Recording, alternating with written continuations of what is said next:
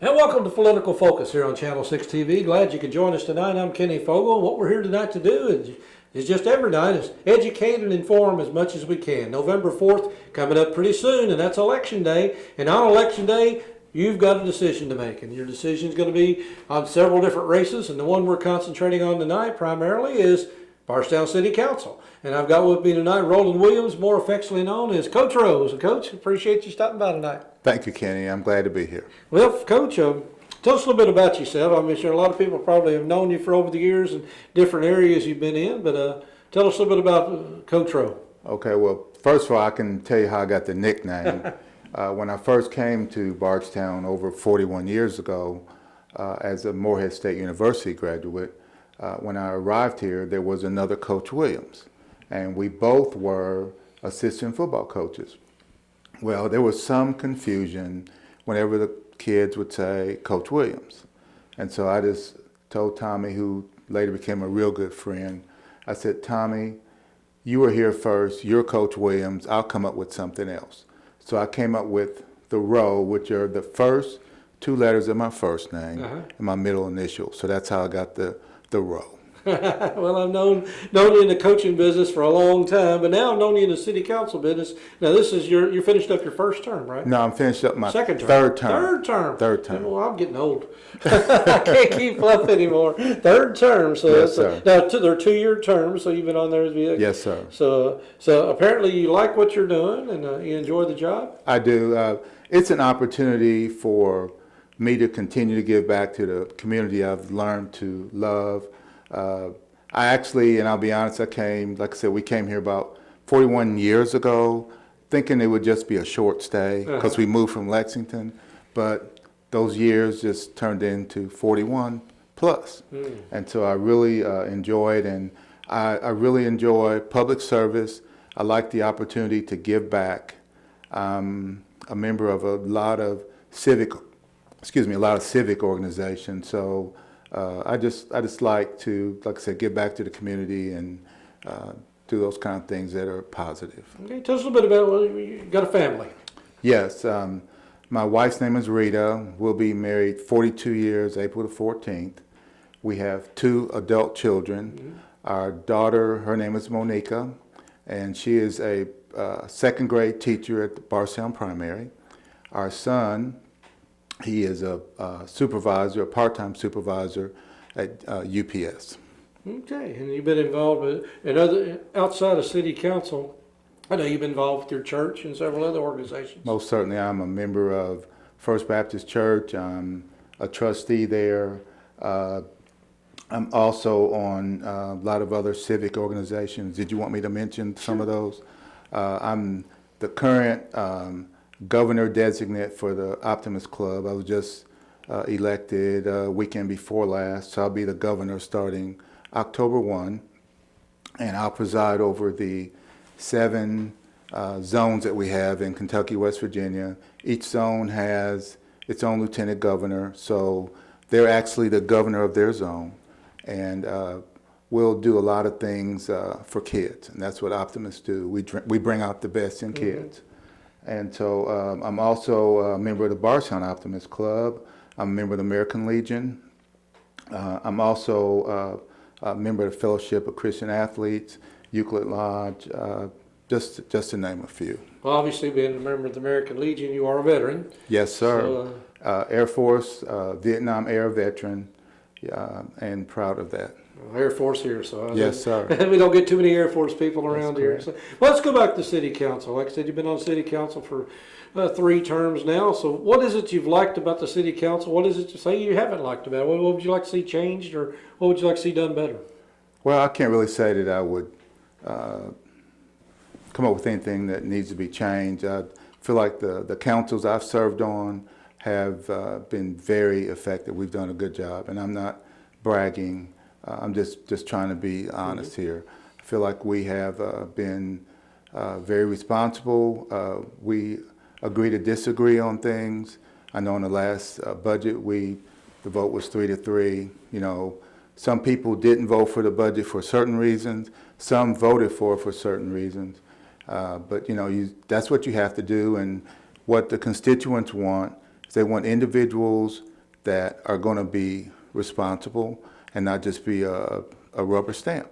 And so you want individuals to speak their mind and do what they think is in the best interest of the people they represent. What do you see as the most pressing issues going right now? I know there's a variety of issues. Right. Could you pick just one, you think? Well, we need to continue to work on our infrastructure. I know we have taken care of our agreed order that we had to deal with the state, but we still need to continue to work on those things.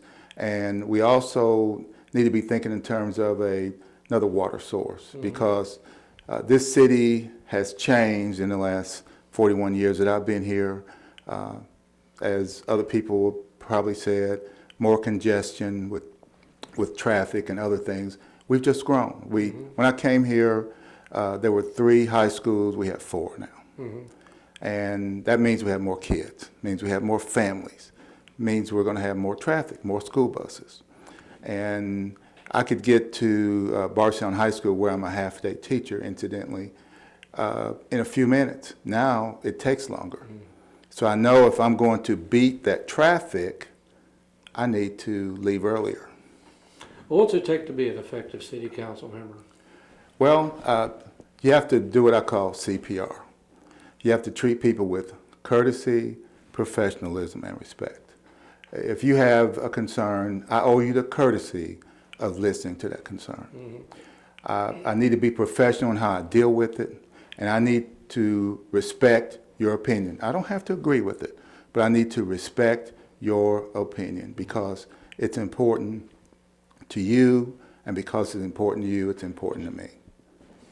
Well, again, is there anything that the voters don't know about Coach Rowe that they ought to know, or maybe you just don't know very well? Well, I'm a Milwaukee, Wisconsin native. As I stated, when I got out of the military, I went to Morehead State University and attended there. I was actually only there 2 years, and I played on the football team. I had a football scholarship, and first day on campus, I met a young lady that when I asked her to marry me, she said she would, and I was surprised. But was really happy to meet her, and I really think. And here's a real weird thing. I was actually packing to go to Whitewater University. That was my intention, and I was going to go up there and walk on and try out for the football team. And that night, I got a phone call from Jake Hallam, the head football coach at Morehead State University, and he said that he was sorry that he hadn't corresponded with me, and he was still interested in me coming to Morehead State University, and that school started that next day. So my response was, I don't know where Morehead State University is, but I'll be there in the morning. Eagles, right? The Eagles, yes.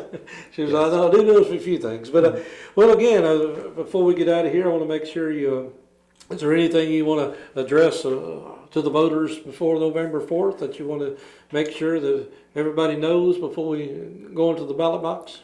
Okay, I've said this before, and I still believe that everyone that lives in our community has a right to city government that works for everybody, and also a government that ensures your participation. So whether that's through the BAN committee, the Bardstown Active Neighborhood Delegation that I chair, or whatever it is, you have that right. You pay taxes, you can ask questions, you have that right.